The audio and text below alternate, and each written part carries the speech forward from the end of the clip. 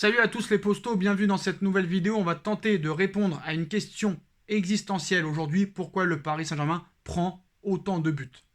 Pourquoi? Le pourquoi du comment. Il faut analyser un petit peu tout ça. Donc ça, c'est l'équipe de tout à l'heure, ou d'hier maintenant, vu l'heure qu'il est, face au Stade Brestois. Paris a déjà pris 6 buts en 4 matchs, si on compte le trophée des champions, et 5 buts en 3 matchs de Ligue 1. Et contre des équipes qui ne sont pas des foudres de guerre. Le Stade Brestois, le Racing Club de Strasbourg et l'Estac. 3 équipes qui devraient jouer le maintien cette saison. Est-ce que c'est acceptable à l'heure actuelle que le Paris Saint-Germain puisse prendre autant de buts? Pourquoi Paris prend autant de buts? Alors que sur le papier, quand même, tu as une défense quand même assez solide. Mais malheureusement, que sur le papier. Donc, quel est le véritable problème? Est-ce que c'est vraiment les défenseurs en soi? Est-ce que c'est vraiment le milieu de terrain? L'attaque? Le jeu de Pochettino? La façon de jouer? Un petit peu tout en fait. Un petit peu tout. On va essayer d'analyser tout ça, les postos. Bon, c'est vrai qu'à l'heure actuelle, c'est peut-être pas l'équipe, la défense type. À moins qu'on peut se poser la question. C'est vrai que Kehrer n'a rien à faire là. Hakimi, pour moi, c'est le meilleur défenseur de l'équipe et de loin, quand Marquinhos n'est pas là, bien sûr. On attend tous avec une grande impatience le retour de Marquinhos, qui n'a pas encore joué la moindre seconde avec le Paris Saint-Germain cette saison. On attend aussi que Sergio Ramos montre son niveau au Paris Saint-Germain, même si son niveau n'est plus à faire, son CV n'est plus à faire, peut-être l'un des meilleurs défenseurs de l'histoire du football. Maintenant, on va voir s'il peut faire un match un jour avec le PSG, ça c'est pas gagné.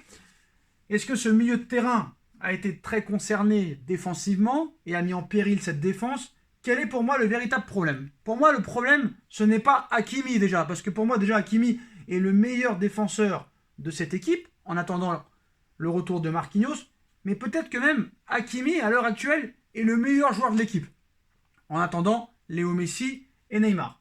Hakimi, pour moi, en ce début de saison, c'est le meilleur Parisien. Il n'y a même pas à débattre, il n'y a même pas à chercher le pourquoi du comment. Le mec est exceptionnel. Au niveau physique, c'est un monstre. Au niveau course, c'est un phénomène. Il va à une vitesse incroyable. Il n'y a rien à dire sur Achraf Hakimi. Heureusement qu'il est là en ce début de saison. Maintenant, le problème, la défense centrale. Pour moi, Kehrer n'est pas au niveau. Kehrer n'a jamais été au niveau depuis son arrivée au Paris Saint-Germain. Il est complètement ridicule. Alors, le match contre Brest, c'est loin d'être le plus mauvais en défense. Je vous dis la vérité, pour moi, Diallo et Kipembe ont été 10 fois plus mauvais que Kipembe et Diallo, et j'ai pas peur de le dire. Honnêtement, j'ai pas peur de le dire, parce que, honnêtement, pour moi, Kehrer a fait un match moyen, voire moyen bien. Voilà, il s'est illustré par quelques bonnes applications, on va dire, pour une fois. Il a remporté 100% de ses duels disputés à la mi-temps. Après, ça a été plus compliqué en deuxième mi-temps, comme tous les autres joueurs. Pour tous les autres joueurs, ça a été compliqué en deuxième mi-temps, à part pour Achraf Hakimi, bien sûr. Mais bon, on voit qu'à un moment donné, Kehrer, il a laissé filer Cardona, comme à son habitude, comme beaucoup de joueurs. Il a du mal à défendre dos à dos, ça c'est un problème aussi. Il est souvent pris de vitesse, et voilà. Bref, il n'a pas fait d'erreur, il a quand même réussi 97% de ses passes. Mais voilà, pour moi, Kehrer, au niveau de défendre debout, prise de vitesse et au niveau des duels, c'est vrai que sur tout un match, il a des grosses difficultés. Même si pour moi, hier, ça n'a pas été le plus mauvais. Mais bon, pour moi, il n'a plus rien à faire au Paris Saint-Germain. Et vivement le retour de Marquinhos. Maintenant, Kipembe. Kipembe, pour moi, à l'heure actuelle, c'est celui qui me fait le plus peur. Et j'ai pas peur de le dire.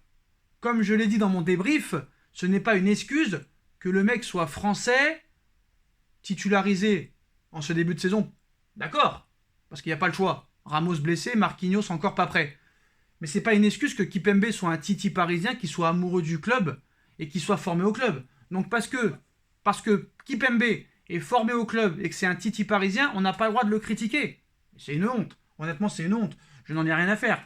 Tout le monde doit être jugé à la même enseigne. Tout le monde. Quand un joueur est bon, il faut le dire. Quand un joueur est moyen, il faut le dire. Quand un joueur est mauvais, il faut dire. Alors moi, Kipembe, c'est un joueur que j'adore. Pourquoi? Parce que lui aussi, il se bat, il rechigne pas à l'effort. C'est un amoureux du PSG, mais ça ne doit pas être une excuse. Pour moi, à l'heure actuelle, Kipembe est catastrophique en ce début de saison. Déjà, à l'Euro, il était pas loin d'être catastrophique. Mais honnêtement, là, vivement le retour de Marquinhos, parce que là, franchement, il a été en grande difficulté comme depuis ce début de saison. Hier, Kimpembe, il a été en grande difficulté, ou tout à l'heure, hein, c'est comme vous voulez. Certes, Paris a monopolisé le ballon, mais Paris n'a pas réellement été mis en danger. C'est les défenseurs parisiens qui se sont mis en danger un petit peu tout seuls. Et vraiment, ça a été difficile pour lui dans les interventions, dans les contre-attaques.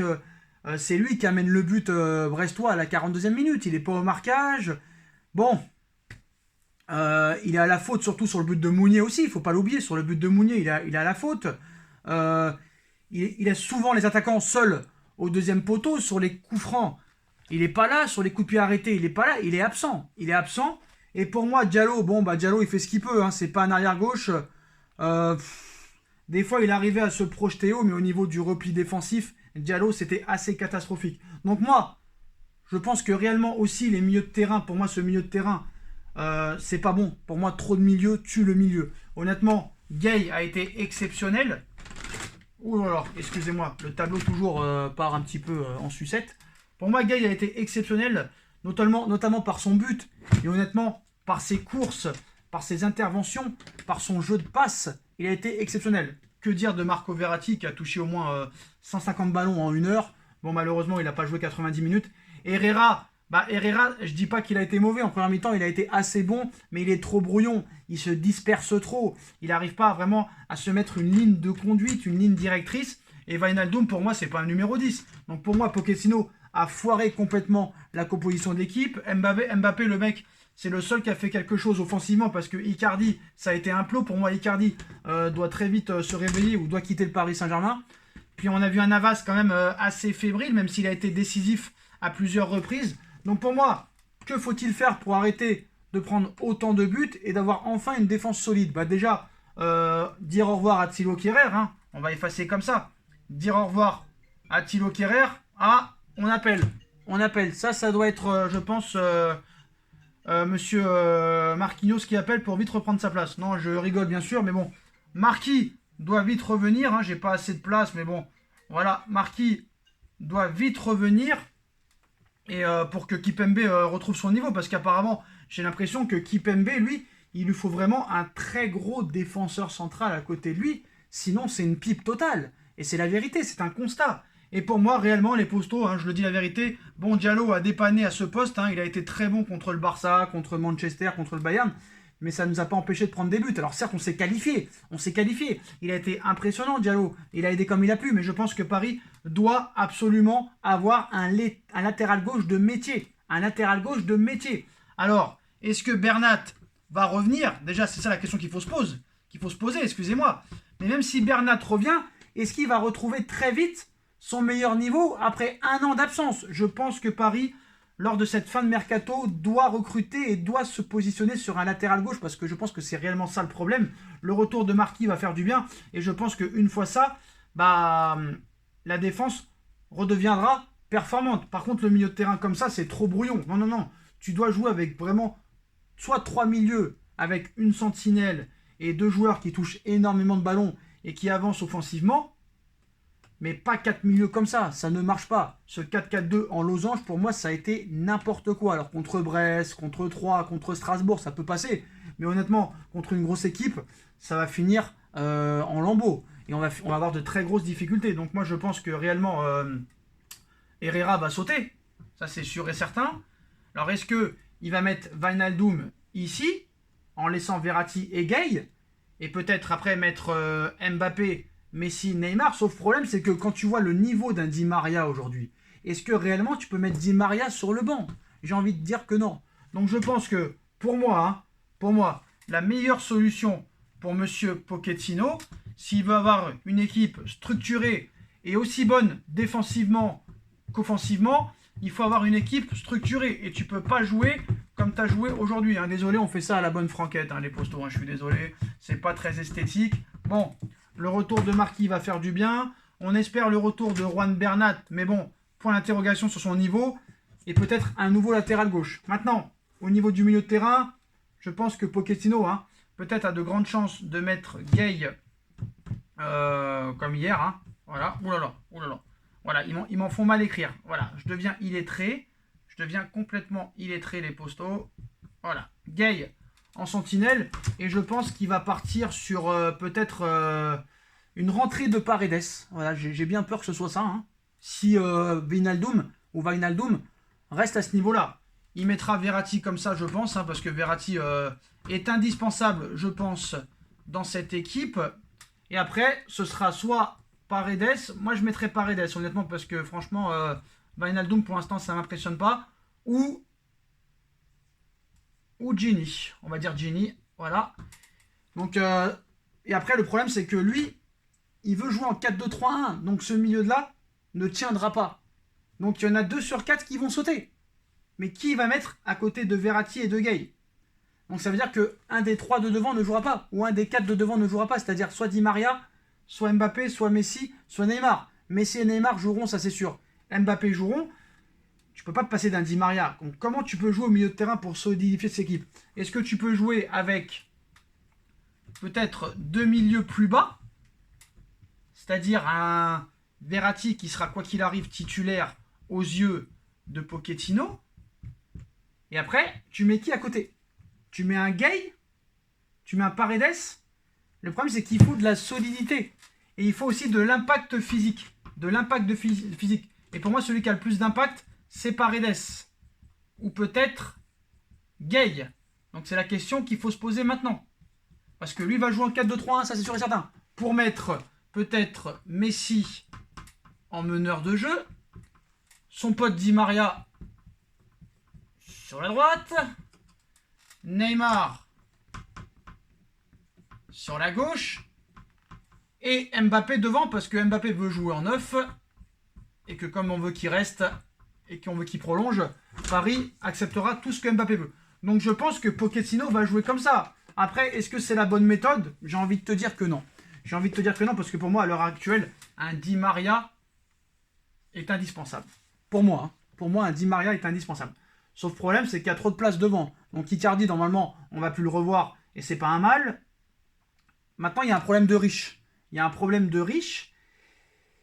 Donc ça va être compliqué. Mais là, on parle plus de la défense. Pour l'instant, on parle plus de la défense. Moi, je pense que réellement, la solution pour prendre moins de buts, c'est que vite Marquinhos revienne, que Kimpembe retrouve son niveau parce que Ramos attend juste derrière. Hakimi, c'est l'un des meilleurs joueurs de l'équipe et le meilleur latéral droit du monde pour moi. Mais surtout, je pense que c'est ça aussi qui va faire beaucoup de bien au PSG, un vrai latéral gauche. Et si c'est pas Bernat, il va falloir vite se positionner sur un arrière gauche. Mais voilà les postos. Mais bon, c'est vrai que voilà, Kimpembe, faut qu'il prenne les choses en considération parce que moi, l'interview d'après-match, je pense que c'est un joueur qui n'arrive pas vraiment à prendre ses responsabilités, Kimpembe, parce que franchement, voilà, il doit le dire qu'il a fait un mauvais match. Il doit le dire. Voilà, Mbappé, lui, quand il fait des mauvais matchs, des fois, il le dit. Il le dit, j'ai fait un mauvais match, j'ai été nul, et j'ai été critiqué à juste titre. Mais là, quand je vois un petit peu la réaction d'après-match de Kimpembe, ça me pose un peu problème. Honnêtement, Kimpembe, franchement, moi, il me fait peur. Il va falloir vite qu'il se réveille, parce que sa réaction à chaud, comme son match ne m'a pas plu, où il dit, on sait qu'on joue un match à l'extérieur contre une équipe pas facile à jouer. C'est encore la reprise, on a des automatismes à créer, le plus important reste les 3 points. On sait que l'équipe n'est pas encore au complet, on a encore des liens à créer, on a des nouveaux joueurs, il faut s'adapter. On retient le positif, on a fait un bon match collectif, on prend 2 buts, mais le plus important, ce sont les 3 points à la clé. Donc c'est bien français, les 3 points. Alors c'est vrai qu'en football, il n'y a que les 3 points qui comptent. Mais c'est pas une raison, parce que les 3 points contre Brest, ils sont normaux, c'est normal. Mais tu ne peux pas continuer à prendre autant de buts. On prend trop de buts. Voilà, je suis désolé. Donc voilà les postos. Vite le retour de Marquinhos. Et on espère que le retour de Marquinhos rendra mieux sur le terrain Kimpembe. Et surtout un latéral gauche de métier. Les postos. Ça, je pense que c'est indispensable à l'heure actuelle. Et solidifier le milieu de terrain et arrêter de jouer en losange. Parce que les milieux de terrain qui sont sur le terrain là ne peuvent pas jouer en losange. Alors même, il y a eu des bonnes phases de jeu. Ça, c'est sûr et certain. Mais voilà. Je pense qu'il faut Marco Verratti et à côté un joueur vraiment qui apporte offensivement et physiquement. Paredes, Gay, moi je trouve que franchement Gay il m'a impressionné. Honnêtement Gay il m'a impressionné. Mais bon, sur l'impact physique, peut-être que ça pourrait poser problème. Alors 4-3-3, 4-2-3-1, je le vois pas sortir Mbappé, je le vois pas sortir Neymar. Messi pour lui il sera indispensable. Mais franchement Di Maria, je pense qu'il va jouer en 4-2-3-1. en 4-2-3-1, mais il y a un problème avec le 4-2-3-1, c'est que les 4 de devant ne défendront pas. Alors, est-ce qu'il va leur apprendre à défendre? Je pense pas. Le seul qui pourrait défendre, c'est Di Maria. Donc, ça pose problème. Ça pose problème. Vraiment un casse-tête. Vraiment un casse-tête, mais voilà. Moi, honnêtement, je jouerai en 3-4-3. Hein. Honnêtement, je jouerai en 3-4-3, moi. Honnêtement, mais bon. Quand je vois le Di Maria, la rentrée qu'il fait, c'est exceptionnel. Bref, les postos, voilà. Hein, dites-moi en commentaire ce que vous en pensez, les postos. Et puis, on espère que ce problème de défense se réglera. Parce que pour moi, il y a un gros problème aux défenses. Pour moi, il faut qu'on quadrille, qu'on récupère et qu'on progresse. C'est tout. C'est comme ça que ça marche, une équipe de foot, c'est comme ça que ça doit marcher. C'est comme ça que ça doit marcher. Voilà les postos, dites-moi en commentaire ce que vous en pensez. Hein. Je compte sur vous pour bombarder la barre de like, on partage, on commente, on s'abonne. Et on se retrouve très rapidement pour une nouvelle vidéo les postos. Tchuss.